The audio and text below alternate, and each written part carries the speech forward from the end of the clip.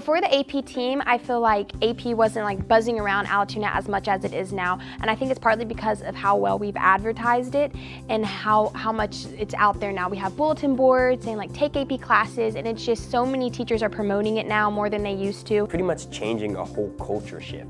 As in, before, I mean, if a class was hard, people were like, I'll just lay off, and pretty much your friends were like, oh yeah, that's cool. But now you're like, oh yeah, I mean, it may be a tough class, but we can do it together. We've established the AP final exemption policy, which pretty much if you sign up for the AP exam and you take the AP exam, you get exempted from your final in that class. And that has motivated so many students to take the AP exam. With that, a whole atmosphere changed, especially from my freshman year to senior year.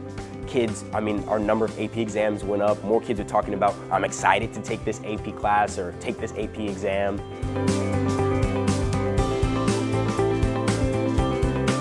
I definitely feel like the AP leadership team has made such a big impact through the students, like students to students, and that's what's made it so different. It's not just teachers telling us now, take these AP classes, it's students saying it really helps. I believe peer-to-peer communication is probably one of the most influential forms of communication.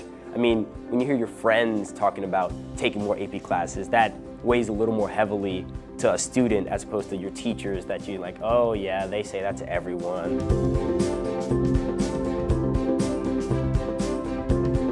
I think we're pretty much the only school around here that I've heard that has an AP leadership that's student-led. So he was asking me why we did that, and really it was more so to increase the numbers of AP classes and AP exams taken by students here, and really just get a culture of people wanting to strive to get higher AP exam scores and become national AP scholars and strive to just more education.